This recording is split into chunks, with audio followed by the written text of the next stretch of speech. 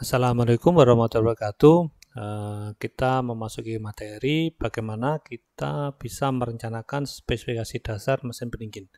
Jadi di sini, di bagian ini nanti kita bisa melakukan kalkulasi dasar untuk bisa menentukan kapasitas dari kompresor kita, kapasitas dari kondensor kita, dan juga termasuk kapasitas evaporator maupun katup ekspansi yang akan kita butuhkan. Nah, di sini sebelum melakukan kalkulasi, kita bisa menggunakan salah satunya referensi. Ini saya menggunakan produknya Bitzer ya. Di sini software yang berisi katalog, yang di situ ada spesifikasi dari kompresor maupun kondensor maupun water cooled kondensernya. Nah, ada beberapa macam sistem pendinginnya dan saya bisa menggunakan salah satu spek digunakan untuk referensi dalam melakukan kalkulasi tersebut. Nah, contohnya gini. Kita bisa klik salah satu dan kita bisa ambil salah satu katalognya. Nah, ini contohnya yang saya sudah ambil. Ya, ini katalog semi-hermetic reciprocating compressor. Contohnya gini. Di sini saya pilih speknya, spek yang model ini ya. Dan kedua refrigerannya R134A. Dan ini informasi penting yang kita perlu dapatkan bahwa mesin ini memiliki COP sekitar 2,57. Nah, karena COP tersebut akan kita ketahui dahulu. Dalam perencanaan efisiensi atau COP itu akan kita ketahui dahulu untuk bisa menentukan kapasitas dari unit-unitnya lain. Oke. Setelah kita tahu bahwa COP-nya sekitar 2,57, ini nilai basicnya, kita bisa melakukan kalkulasi. Contohnya ini, kita ambil, misalkan gini, kita melakukan kalkulasi dasar untuk bisa menghitung sebuah kapasitas mesin pendingin yang digunakan sebagai water chiller, yaitu yang dinamakan water chiller. Ini artinya water chiller adalah air yang dingin. Jadi kapasitas mesin ini digunakan untuk memproduksi air dingin. Contohnya ini, saya jelaskan skemanya. Ini primary return, maksudnya ini ada air yang suhunya masih tinggi, dimasukkan di evaporator. Di sini suhunya diturunkan. Kenapa? Karena panasnya pindah ke refrigeran di sini. Dan setelah keluar dari evaporator, makanya di water supply di sini airnya lebih dingin. Ini yang dinamakan water chiller. Nah, water chill. Nah, oke. Setelah itu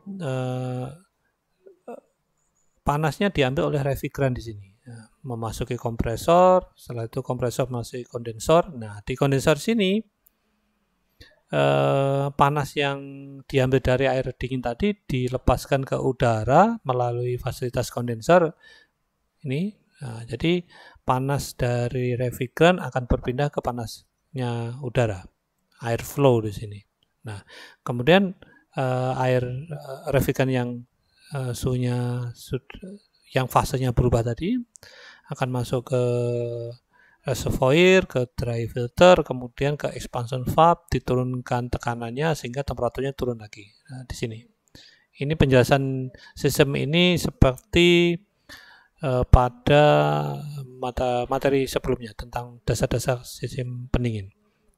Nah, dengan ini teman-teman bisa melanjutkan ke kalkulasi berikutnya. Oke, kita lanjutkan lagi pembahasannya. Jadi misalkan water chiller kita beri data. Contohnya sekarang kita ingin mendesain sebuah water chiller yang memiliki kemampuan mensuplai kebutuhan air dingin suhunya 15 derajat Celcius ini. Terus dari suhu 30 ke 15 ini, dan sistem tersebut menggunakan R134A refrigerannya, dan kedua juga pendinginnya kondensor adalah udara luar. Ini kita ambil suhunya 35 derajat. Ini kenapa 35? Ini sangat tergantung pada lokasi di mana desain kita akan kita gunakan. Contohnya, kalau di Surabaya mungkin suhu rata-rata 35, makanya kita ambil suhunya 35.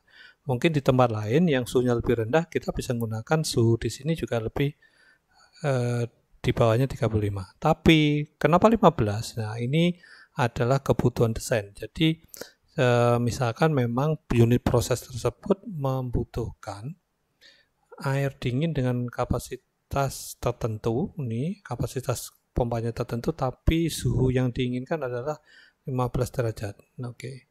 Nah, jadi informasi dasar ini, suhu ini akan menjadi dasar untuk melakukan proses kalkulasi berikutnya. Contoh sekarang, pada saat kita menginginkan suhu water chiller kita, chill water kita itu adalah 15 derajat Celcius, maka berapa suhu di evaporator, suhu refrigeran di evaporator? Secara logika perpindahan panas, suhu dari refrigeran di evaporator harus lebih rendah daripada air yang mau diproduksi. Nah, logikanya seperti itu kan? Jadi pada saat kita menginginkan air dingin suhunya 15 derajat, maka suhu evaporator kita, suhu refrigeran di evaporator kita harus di bawah 15. Nah, industri memberikan data, jadi selisih suhu antara produk sama refrigeran antara 8 sampai 10 derajat Celcius. Artinya pada saat kita ngambil delta T kita adalah 10 derajat Celcius, berarti suhu refrigeran kita di evaporator adalah 15 dikurangi 10, artinya 5 derajat. Ini, di sini.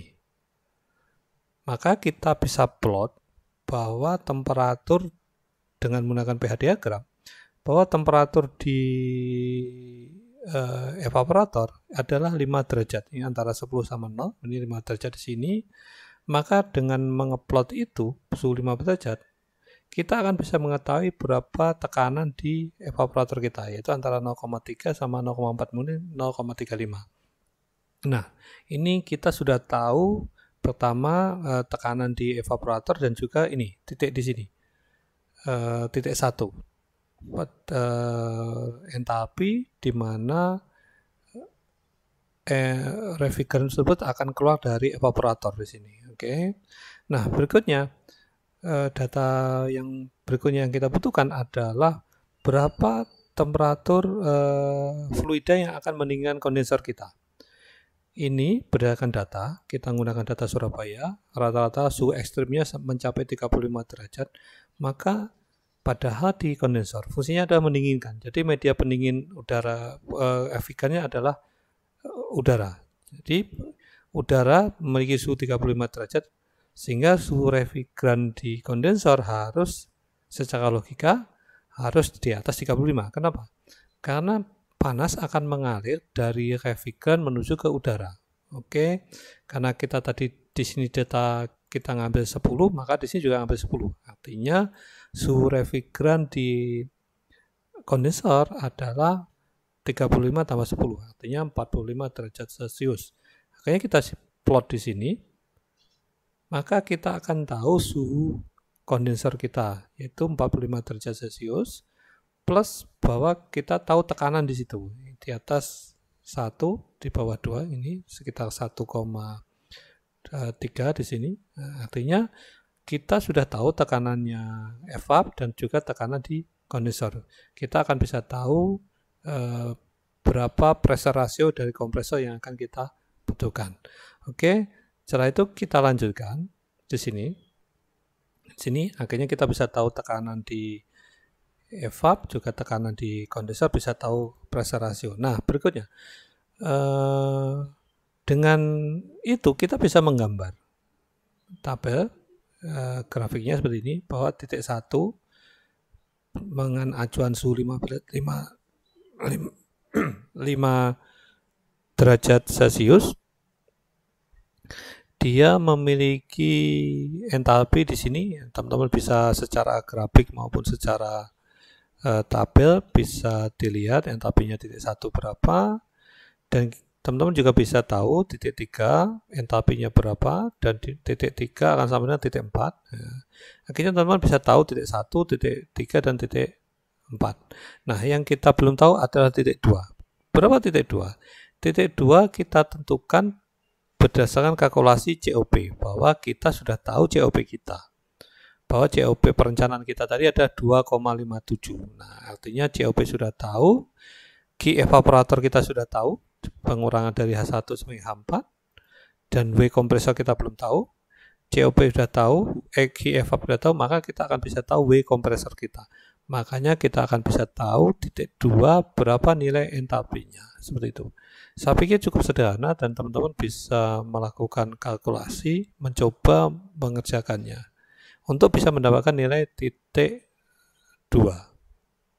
Oke, terima kasih.